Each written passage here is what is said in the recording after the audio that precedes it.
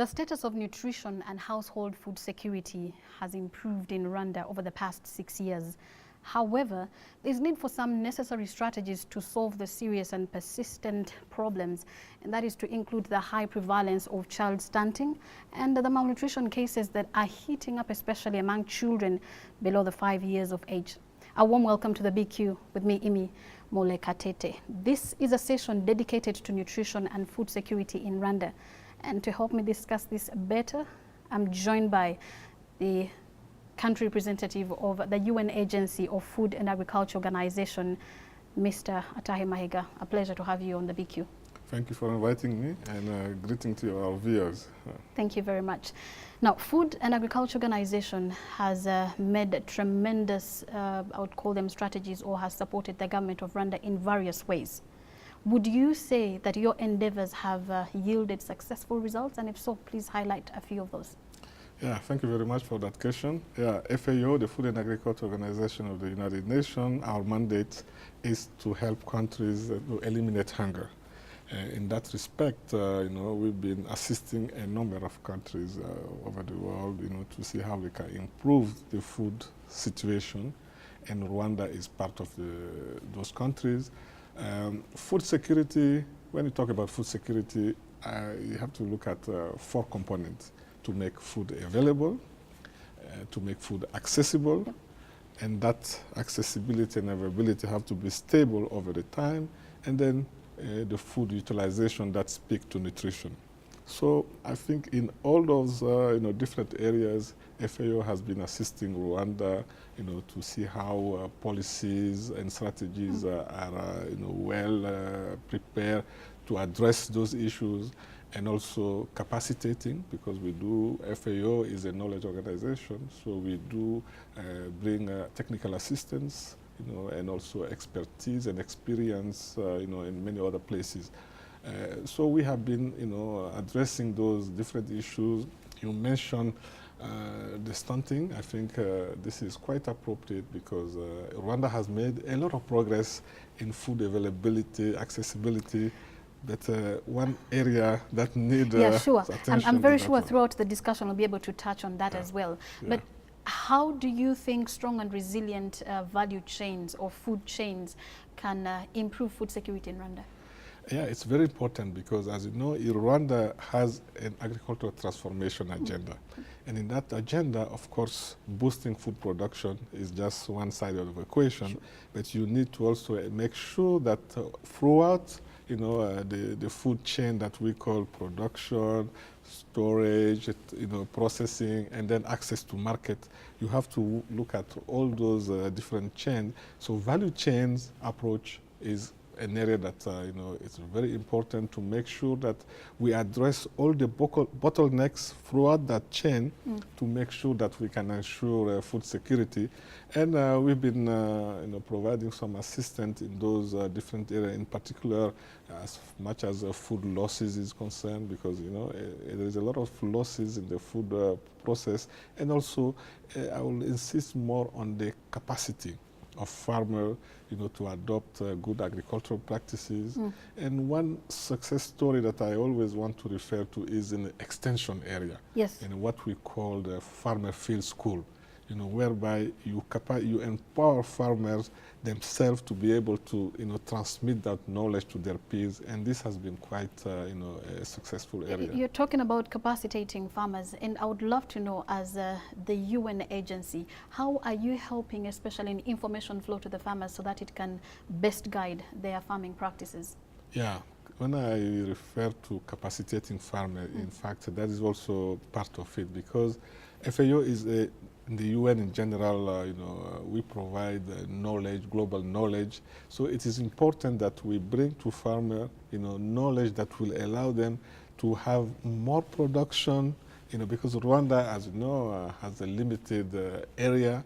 So you cannot expand, the farm sizes. So what is important is, from the plot that the farmer has, how you can bring technology, knowledge, all those, ingredients, good agricultural practices, good inputs, to make sure that they can get the more out of the plot that they have. I think what we really want to know right now is how have you been able to do that in a practical sense?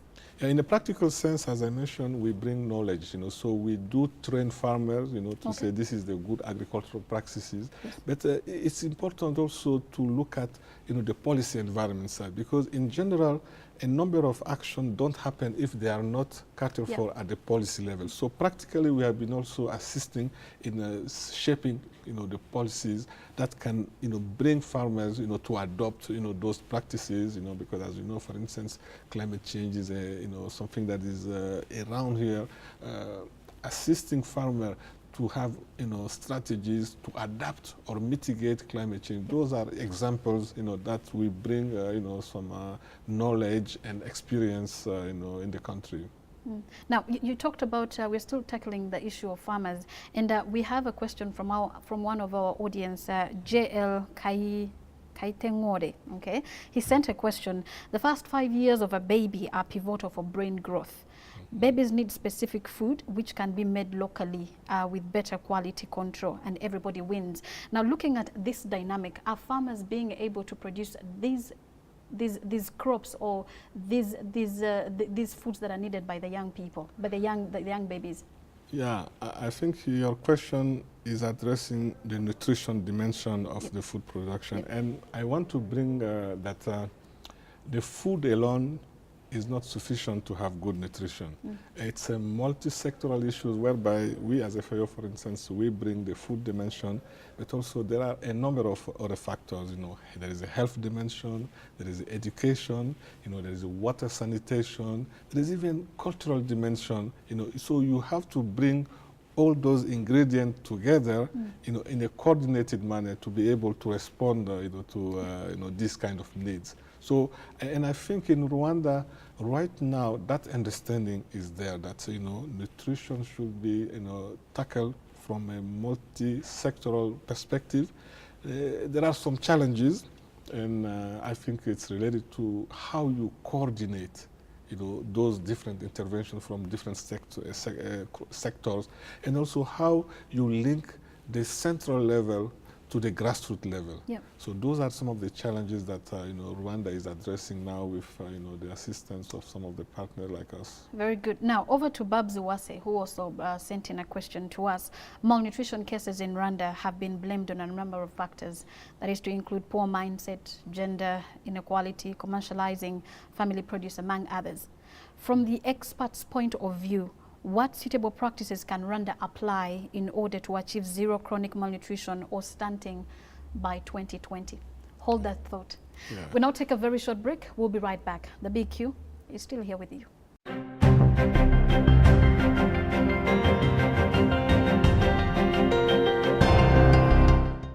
Welcome back. We're still continuing on the BQ. You can go on to our Twitter handles, go onto your Twitter and send us any question or suggestion. Our Twitter handles at RBA Rwanda, at RTV English, and mine at Ime Molekatete. You can even go to Facebook at RBA Rwanda, at RTV English, and mine at Ime Molekatete, and send any question, especially in relation to nutrition, and Mr. Maiga will be able to answer that. Now, we ended off with Babs Uwase raising a question about malnutrition, and she was saying, what suitable practices can Rwanda apply in order to achieve zero chronic malnutrition or stuntedness by 2020? Yeah, I think it's a very pertinent question because even at the international level, the commitment is to eradicate, malnutrition and hunger, by 2030, which is the Sustainable Development Agenda. So what Rwanda should be doing, Rwanda has done a lot of, very good things that I mentioned, by boosting production. But as I said, agriculture is not full, the agricultural side is just one component. Yep. And so I will start by saying the ingredients. You have to have political commitment, leadership, and those two, Rwanda is full of them at the highest level, which we appreciate a lot. But then you have to also look at the different policies that exist. They have to be nutrition sensitive.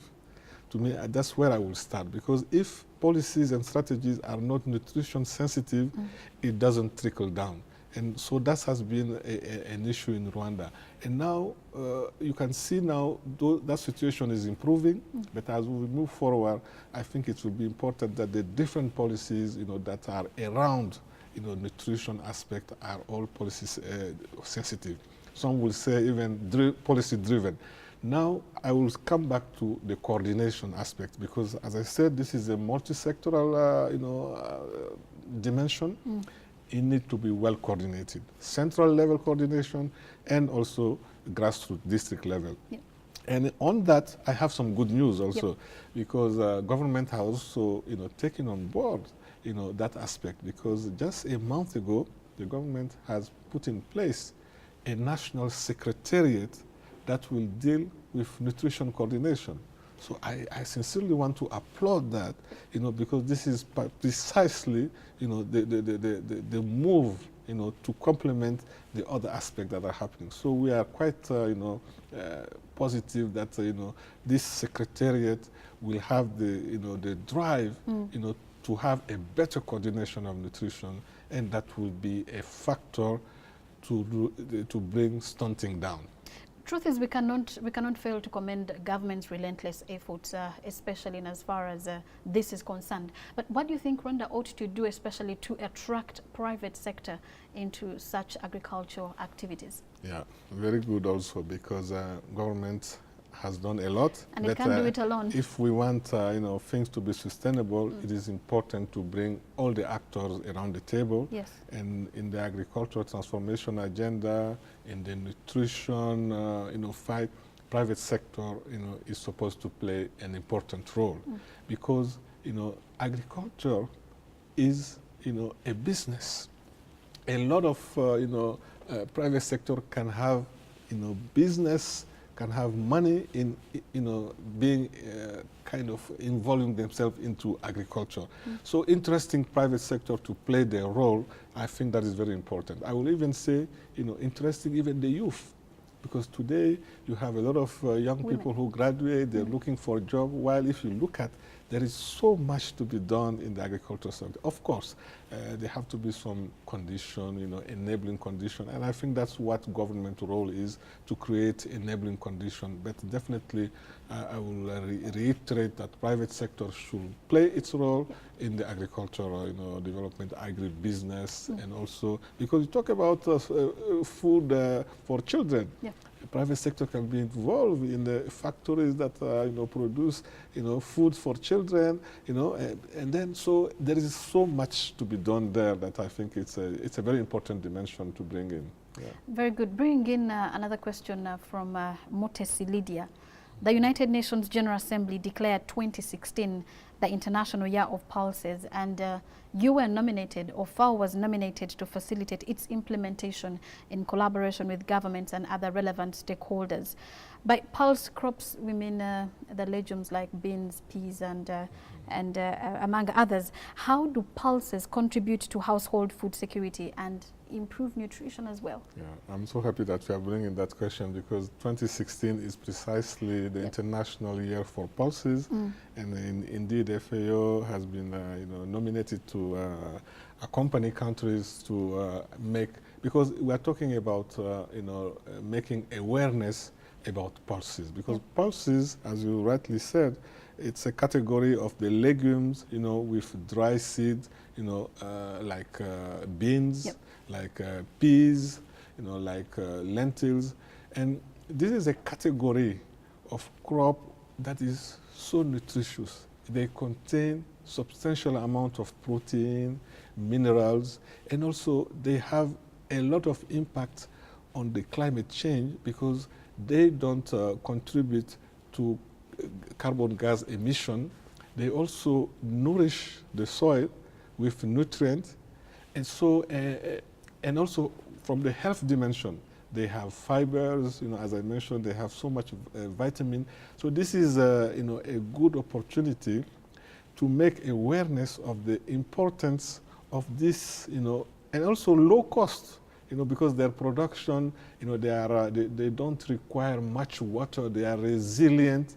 So this year, is the year to bring this awareness that, pulses are important element for food security, and they need to be, known by everybody.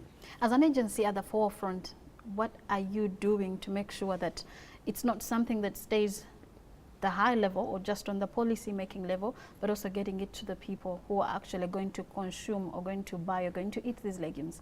Yeah, in fact, in Rwanda, just 2 weeks ago, I was talking with the Minister of Agriculture about how we can, organize awareness campaign here in Rwanda around pulses, because Rwanda, unlike many other countries, if you look at the beans sector alone, Rwanda produces so much beans, and also beans are what Rwandans consume probably most, So what we are going to suggest will be to have a kind of, national committee about the pulses, which will be made up, of course, with government counterpart, but also farmers, private sector, even learning institution, to make sure that, we make this awareness, which will make, because International Year means that will make awareness. Yep. But what is important is how this can be sustainable. So that's the way we want to approach it, to make this kind of awareness campaign, showing, the value of the pulses, showing how they contribute to food security, how they contribute to climate change mitigation, how they contribute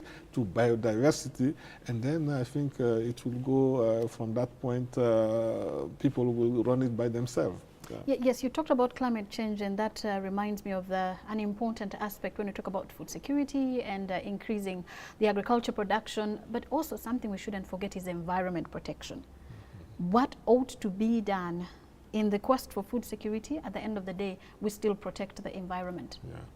Yeah. This is critical, because if I look at Rwanda's environment, it's very much vulnerable to a number of issues like climate change is one, but then soil erosion, water pollution. So we need to look at, as much as we want to boost production through intensification, we have to be mindful that action that we take today don't jeopardize, a generation to come. So we are promoting, and this is really an important topic for FAO right now, to see how we can promote sustainable food production, which means bringing awareness that, the fertilizer that you use today can go into the water and pollute the water, and also the erosion, can have a damaging effect on food security if you don't take. And those aspects, when they occur, it takes years, to correct them.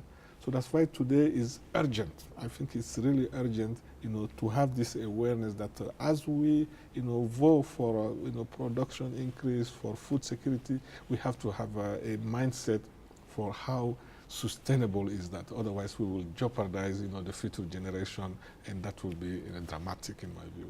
Very good. You can chime into the conversation by sending us a question or a comment on our Twitter handles at RBRwanda, at RTV English, and mine at Ime Mulekatete, or even Facebook at RTV English, at RBRwanda, and mine at Ime Mulekatete. We'll take a very short break. We'll be right back.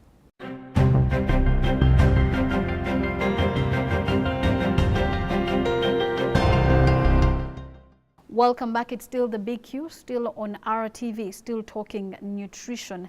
I'm very sure this is an element that does not only affect the people who are talking about it right now, or does not only affect government, or does not only affect business entities, but the entire globe, later on, the entire Rwandan community, because the right nutrition or the right health will make us even wealthier. So we're talking about the fact that Rwanda is a landlocked country, and considering also the water resources that is available, what do you think it has a challenge on our aquaculture sector?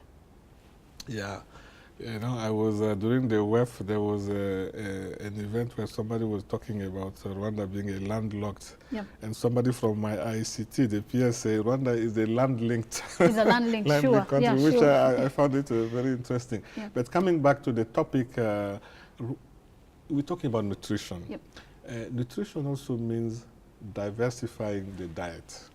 And so we have to look at, fish is also contributing, because Rwanda eats more meat, for instance. And so diversifying the diet, meaning, using the fish also is important. And Rwanda does have great potential in aquaculture, which means fish farming, Yep. because you have a number of lakes and so forth. And if you look at the demand for fish, even in Kigali alone, it's in deficit because Rwanda is importing fish coming from neighboring countries.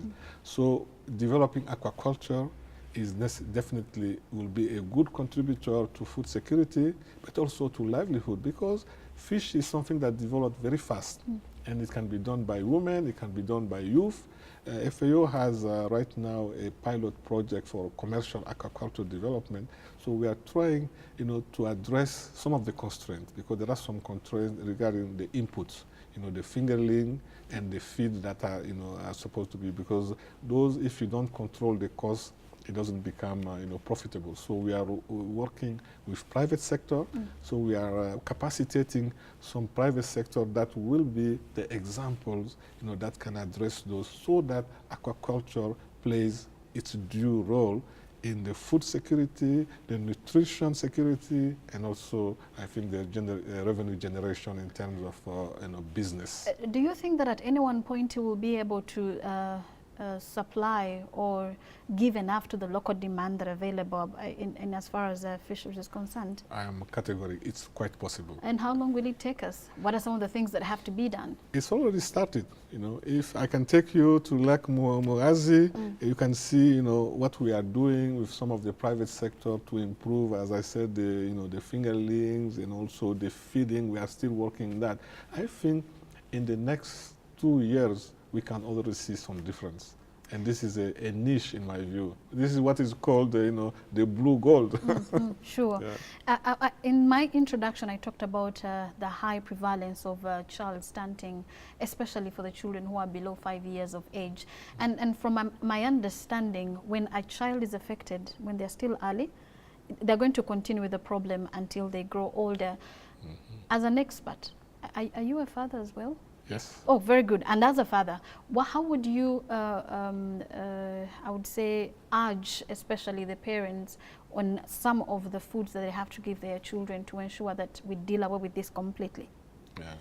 Yeah, I think it's very good to take this aspect even as a parent, because even the president for Rwanda, this is what he has been saying, that is unacceptable to have the level of chronic malnutrition known as stunting affecting children between 0 and 5 years, because what we know is that abilities that children lose during that time frame, they may never recover them. So it means this is because this can be also looked at from an economic point of view. In fact, it's estimated that Rwanda is losing about 11.5% of GDP due to stunting. Because those children who are stunting, around 36–37% right now, which is still high, their contribution to the economy will become lower, and so it's a loss to the economy. So that's why, and also it's from a human rights perspective, it's just not right that your child loses his or her abilities just because malnutrition cannot be addressed. So it's a very important dimension of the equation. So what do you think are the basic foods that mothers and fathers should give to their children to remedy this? Well, for instance, the basic ones are vegetables, things like milk, eggs. So those are all things that can happen, in the garden. That's why in the nutrition project that we do implement, we kind of train, kitchen gardens, around the house. You can grow vegetables. We bring, even, goat milks. We have brought some goats from Uganda who produce milk, so that mothers can give the milk to the children. Because what happens is also sometimes milk is produced but is sold in the market and it is not given. And this is also related to the vulnerability, because that's why I will bring another dimension to all this conversation is social protection. Because families that are vulnerable, if your income level is very low, you will be tempted what you produce to bring it to the market. You can be tempted to even withdraw your child from school. So social protection is also another dimension to bring, to this aspect of, reducing malnutrition. Do you think that people are just ignorant, or they're just reluctant? Because if I'm going to sell all my milk and I'm not going to leave some for home consumption, especially if I have a little baby at home, what do you think the problem is? Well, I think that's why education I mentioned education as a part of the equation, because we have seen that families where the mother is educated, their children are less likely to be stunted compared to mothers who are less educated. So it means the level of education, you know, because sometimes those ingredients are available. You will see it's available, but they are not just given to the child because, you know, the mother or the father, they are not sensitized, you know, in that respect. So there is a lot to be done in sensitization, in education, and also gender dimension. It's important, once more, you know, to empower the young girls, you know, the young mothers, so that they know that this is something that, you know, they have to mix, they have to diversify, they have to give eggs, they have to give milk to the child, and then I think this will be history. Very good. Now, to Vision 2020, we just have like 3.5 years to go. And Rwanda has set her targets, especially zero chronic malnutrition, no stuntedness, among other strategies. What are you as FAO doing to make sure that you support government to attain or realize her goal come 2020? Yeah, I think Rwanda even has probably even tighter goals, because right now, as I mentioned, stunting is at 37%, around that figure. And if business as usual is continuing, it will not, you know, get the targets of 18% come 2018. So that's why right now, as I said, you know, everybody, I think now, even when I go to the districts, I see people, everybody is talking about nutrition, because I think the leadership of the country, you know, the political support has made everybody aware, and I think it's important because even the head of state is following this matter very specifically. Has always talked about so it there is often. a pressure on all of us, you know. So we are doing all we can to support through advice, you know, through you know, good practices, what has happened elsewhere, you know, because there are some, you know, the good news is it is possible. It's not like this is something that, you know, we think that, you know, it is very possible. There are countries who have done that. And then we are trying to bring, you know, those examples and knowledge to see, you know, to help Rwanda move faster. Because in general, Rwanda moves very fast in many areas. And I am convinced that in the next, you know, 3 to 4 years, we will see, you know, a drastic reduction in the stunting. I am convinced of that. I'm very glad to hear that. And we are ending on such a note that you're very convinced as an expert that Rwanda will be able to realize her goal. Yeah, thank you very much. Thanks a lot I'm very for your optimistic, and thank you for inviting me. Okay, and thanks a lot for all of you that have been part of the show, and some of you are able to send the questions. That is it from the Big Q this week. Until next week, it is goodbye for now. Be well and be blessed.